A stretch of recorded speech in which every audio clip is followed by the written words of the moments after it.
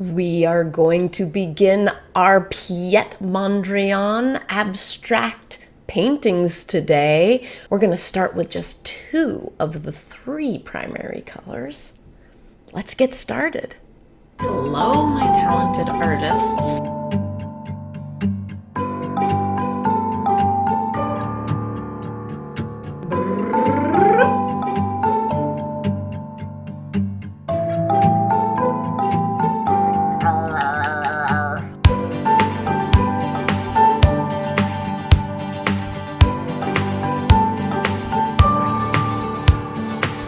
If you love this content, be sure to subscribe.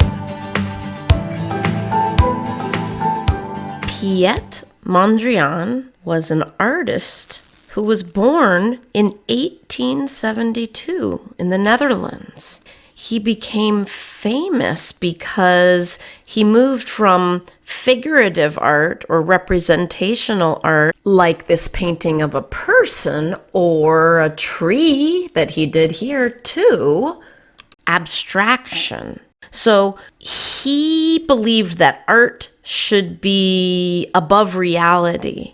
That means something completely different from the real world in order to create a universal beauty. His artwork was about the basics of art: color, shape, line, and value. And he created a whole movement around this idea. He called it the new pure plastic art, but it was also called the Stijl.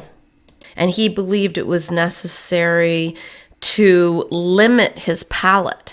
That means he just used a few colors. He decided to just use the 3 primary colors and the 3 primary values. So the 3 primary colors are, anybody remember?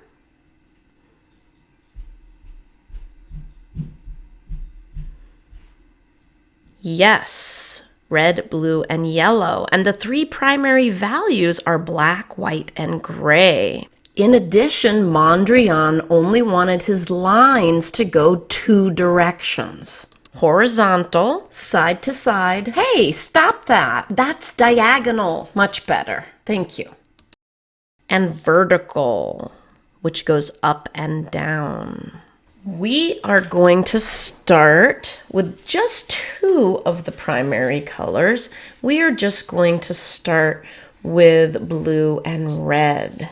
Blue and red.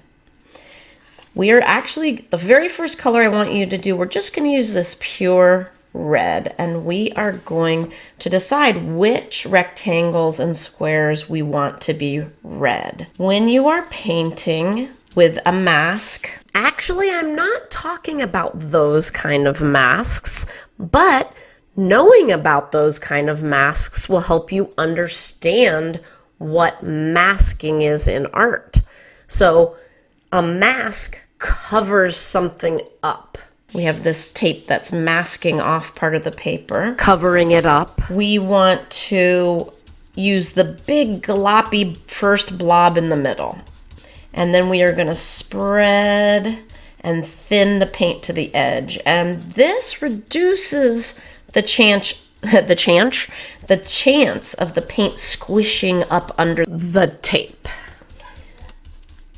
So just spread that nice primary color red all the way to the edge of the shape. Uh-oh, I'm getting red in that one. I better be careful. I have to really focus. Make sure. Now I could do this one red, but I don't think I want 2 reds in a row. So I'm going to do that a darker color so that the little smudge of red doesn't show up. Make sure we get all those little white spots. And we don't want any lumps, so smooth any lumps out. When we are doing a small shape, we don't need as much paint. We're gonna paint every shape red that we want red. And then we're gonna wash our brush and we're gonna paint every shape blue that we want blue. Save some of these shapes, at least one, to be yellow when you're gonna paint it next week. And then we'll peel the tape. It's super fun. Remember that when you're using a brush, you don't need the paint to go all the way up here. You just need it on the bottom part of the hairs of your brush. I think I've painted all the shapes red that I want red, and now it's time to wash my brush. Before you wash your brush, go ahead and just get as much paint off as you can on your messy paper. You can just paint it on your messy paper. And when you feel like you've gotten off as much as you can and your brush feels kind of dry, go ahead and pretend you are a little fish sweeping the bottom of your bowl, but actually kind of press the brush down a little bit harder than that. Don't get wild, just press your brush and sweep it along the bottom of the bowl. When you feel you've cleaned your brush, lift it up. You can see it's very drippy. Don't go tap, tap, tap, or all that water will spray everywhere. Whoop, I got a little bit on my finger. If I get a little paint on my finger, I can just wipe it on the edge of my paper. We're gonna press our brush to squeeze out the water. We're not gonna go tap, tap, tap. Let's test and see, is my paintbrush clean? Oh, actually not too bad. It has a faint pink. So let's wash it a little more. Wash it a little more. I'm really pressing my brush. It's still a little pink, but not too bad. I do not think that amount of pigment, that's the color in the paint, is gonna change the blue. So let's get on to painting our blue rectangles and squares. Now I want to leave at least one of my rectangles and squares white so that next week I can paint it or them yellow. Well, I think I might leave this little one yellow. I'm gonna paint this blue though. Remember that if you have a nice big blob, spread it out in the middle before you try to get to the edge, because we don't really want it to go under the tape. So just gently get all those little white spots at the edge. Dabbing really helps get the paint on your paper and cover all those white spots.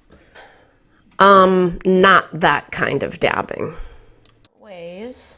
And in this project, we're doing big long strokes like this, but we're also dabbing when we get near the tape. Oh my goodness, again, not that kind of dabbing. This kind of dabbing. I think this will be blue. I think this will be yellow, that'll be yellow, that'll be yellow, and this long skinny one at the top will be yellow. I don't want to get the blue into my red. I'm trying to keep it separate. Blue plus red equals... That's right, purple. I'm only using primary colors in this painting, just like Piet Mondrian did. We're keeping it pure primary colors. And now I'm ready to wash my brush again and put my partially done painting, abstract painting, into the drying rack. Look what happened to the water. Red plus blue equals... Can you guys see it? It's really pretty. Purple. Purple is not a primary color because we can make it. Purple is a secondary color. Secondary colors are made by mixing two primaries together. That is fun. Now it's your turn.